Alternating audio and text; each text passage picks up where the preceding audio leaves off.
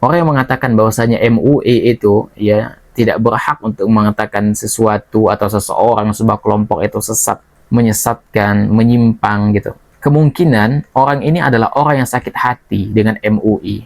Kenapa? Karena ya ada sebuah thariqah ya, itu difatwakan sesat oleh MUI Kalimantan Barat. Apa yang terjadi? Akhirnya ya kemungkinan pengikutnya sakit hati dengan MUI sehingga membuat tulisan bahwasanya MUI itu nggak berhak untuk menghukumi sesat, tidak sesat, kafir, mengkafirkan, itu MUI nggak berhak, sehingga mereka membuat tulisan seperti itu. Nah, syubhat ini muncul ya karena mereka mencampur adukan antara hak Allah Subhanahu wa taala di dalam menetapkan syariat dan kewajiban manusia untuk menjelaskan hukum yang sudah Allah tetapkan. Memang benar yang menetapkan hidayah dan kesesatan itu adalah Allah Subhanahu wa taala. Allah Subhanahu wa taala mengatakan apa? Innaka la tahdi man ahbabta walakinallaha yahdi may yasha. Sesungguhnya engkau tidak bisa memberi petunjuk pada orang yang engkau cintai, tetapi Allah memberi petunjuk kepada siapa yang Dia kehendaki. Sehingga dalam masalah ini, hidayah dan kesesatan itu berada di tangan Allah Subhanahu wa taala.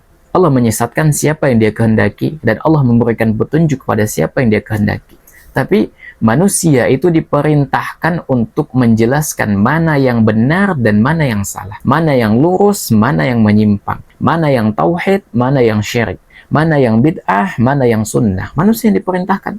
Makanya Allah mengatakan qad tabayyana rusydu minal ghayyi. Itu sudah jelas kata Allah jalan yang benar dari jalan yang sesat, itu udah jelas kata Allah. Oleh karena itu Allah Subhanahu wa taala memerintahkan kita ketika kita sudah mengetahui akan kebenaran, di antara perintah yang Allah perintahkan agar kita beramar ma'ruf nahi munkar. Makanya Allah mengatakan wal takum minkum ummatun yad'una ilal khairi wa ya'muruna bil ma'rufi wa yanhauna 'anil munkar.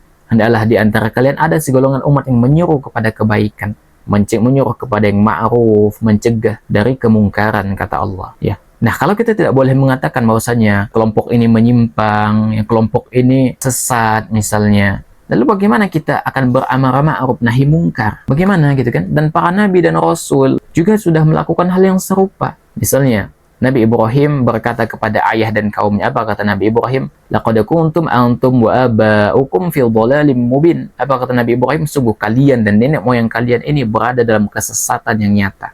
Kok Nabi Ibrahim tahu ayahnya dan kaumnya itu berada dalam kesesatan? Dari wahyu, petunjuk dari Allah Subhanahu wa taala. Sehingga ketika ada MUI menghukumi ini sesat dan menyesatkan, itu memang tugas mereka, tugas MUI. Jangan antum kira MUI ketika mengeluarkan fatwa itu sembarangan. Kalau antum baca fatwa MUI, itu dalilnya udah lengkap, udah jelas gitu loh. Mungkin orang yang menulis status ini, bahwasanya yang berhak untuk menyesatkan itu adalah Allah Subhanahu wa taala. Dia sakit hati dengan MUI gitu. Karena memang pendiri tarekatnya itu mengaku Imam Mahdi ya, sehingga disesatkan oleh MUI. Tapi ingat satu hal, bahwasanya kita harus membedakan antara menghukumi perbuatan dengan menghukumi pelaku, itu beda. Misalnya kita katakan bahwasanya berdoa kepada selain Allah itu adalah merupakan kesyirikan misalnya. Meminta kepada selain Allah itu adalah perbuatan yang menyimpang, kesesatan begitu. Beda halnya ketika kita mengatakan si fulan itu kafir, si fulan itu sesat, itu beda. Menghukumi secara global akan sebuah perbuatan memang sebuah keharusan. Tapi mengatakan pelakunya itu kafir, pelakunya sesat, pelakunya itu menyimpang, itu perlu hujjah. Perlu hujjah. Tegakkan dulu di atasnya hujjah. Misalnya seseorang misalnya melakukan syirik besar, dia tidak langsung dikafirkan.